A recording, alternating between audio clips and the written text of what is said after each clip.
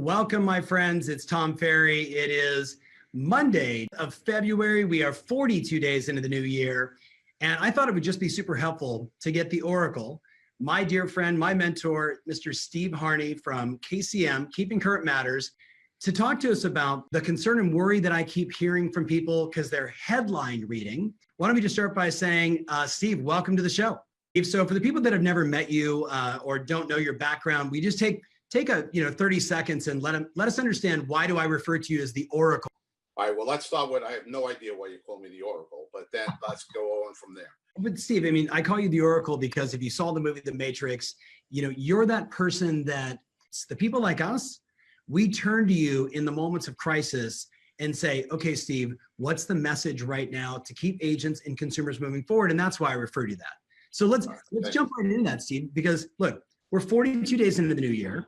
And, I think this morning I sent you at least one or two emails, because if you're reading the, Mortgage Wire, you're reading anything out there today, the sensationalism of the news would have the average consumer believing this is a horrible time to buy or sell.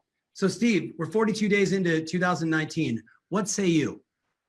All right, well, first I say, remember that negative headlines get more clicks, negative headlines create more buzz than positive headlines do. So very obviously, there are a lot of people out there that are trying to lean on the negative. The good news is they're not true. All right. And the bad news is we have the responsibility to make sure the public realizes they're not true. So there's a lot of negative news out there. What I tell agents very simply, I give them 7 words: calm down, sit down, think, plan, act. Those are the 7 words. The most important of those 7 words are the first 2. Calm down. Yes. Everything is fine. If you get caught up in the craziness, if you get caught up in the psychology of this, then you're the only person that's capable in your marketplace of making sure that it is not impacted by panic. All right? If you're panicked, they're going to be panicked. And what I think that normally happens in a market like that's changing, and this market's changing for the good, I'll tell you that in a second, but in a market that's changing, sometimes that uncertainty causes concern. The concern can cause doubt. The doubt causes fear, and the fear then can create panic. Last year, this exact time, February 2018, I'm out in front of agents. You know what every agent's telling me? See, there's no listings to sell. We're going into the spring buyer's market. We got nothing to sell. How are we going to do any sales if we don't have anything to sell? And look at prices. They're going through the roof. We're heading for another crash, Steve. If these prices keep on going up, we're going to be another crash just like 2008. We have to somehow get the prices down. All right? And so now they had prayer vigils. I attended some of them. Praying to the real estate gods that please give us more inventory and please make sure that prices start to just balance out some and level off some. That's what everyone was praying for a year ago. Yep. The gods answered our prayers. And now we're panicking because we got exactly what we wanted. Ladies and gentlemen, we're going into a normalized market. Everyone calm down. Sales this year are going to be better than they were last year. I think they're going to be a lot better. But the people who forecast them say they're going to be better than last year. Prices are not going to crash. As a matter of fact, we're going to end 2019 with still an appreciation level higher than what the historic norms are. Now, is it going to be 6, 8, 12%? No. Thank God it's not going to be that. We're going to get down into that. This year, we're going to be somewhere between 4.5% and 5%. And then next year, we're going to get down to normal numbers, somewhere in the mid-3s. But there's nothing wrong with that. What that means is we're heading toward a more normal market where we can sell houses, and the houses we can sell, people can afford to buy.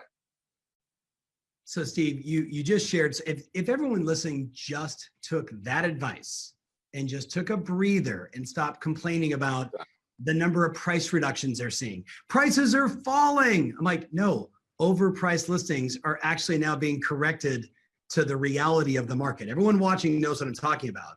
I wrote down, what advice do you have for our listeners to get the word out, especially to the 25 to 35-year-olds, right, that are out there reading the same headlines everyone else is and thinking maybe now is not the time to buy? So what advice do you have for everyone watching to get the word out to that segment of the market? Okay, it's hard to do an hour presentation in a couple of minutes, but I'll do the best I possibly can. Really, right now, ladies and gentlemen, we have to remove the fear. First, the fear from us, and I try to do that a little bit at the beginning of this, and then the fear, the psychological fear of the client, all right, whether it be a buyer or a seller. And we have to realize that about 70% of our sellers become a buyer, all right, immediately.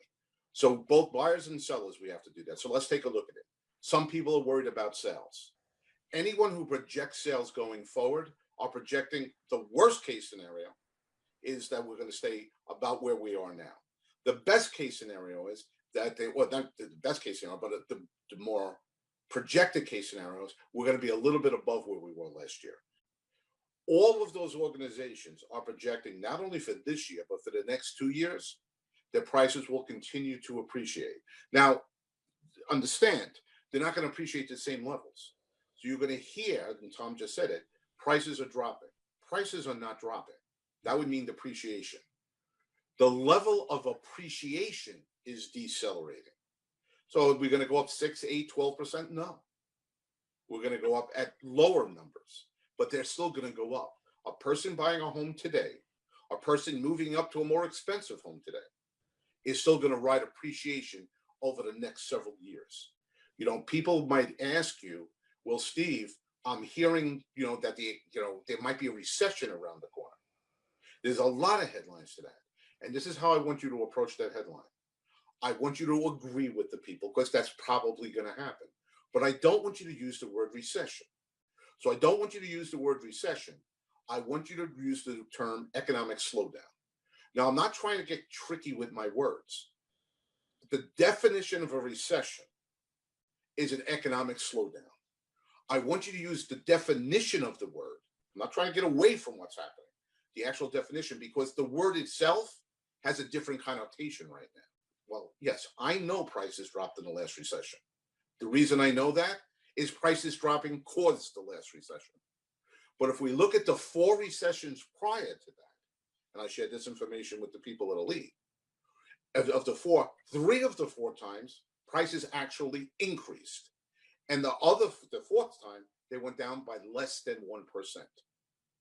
So, ladies and gentlemen, prices do not fall during a recession, unless, of course, like the last time, falling prices causes the recession. Yeah, that makes sense. But I don't want you to fear that, and I want you to have that information and be able to share that information. Because that term is going to get really beaten up going forward into an election year. There's going to be a lot of negative news on that. You have to understand exactly how to explain that. Yeah, Tom. Okay. Two thoughts. First, I'm telling everybody right now that they need to start writing and only reading their own headlines because the rest of it is a bunch of bullshit click trying to get ad dollars and your attention. So the more sensationalized and the more spectacular and the more negative and the more the sky is falling, the better. So just stop being a drone and use your brain. So just take that to heart, my friends. Steve, closing thoughts? The only thing that I can say is, I've been in the real estate business for 35 years. I have a passion for it, very obviously. That comes across pretty easily. Ladies and gentlemen, what we do is not list and sell houses. What we do is change families' lives. So there's 3 things you have to do on that. You have to know what's happening in the market. You have to know why it's happening in the market.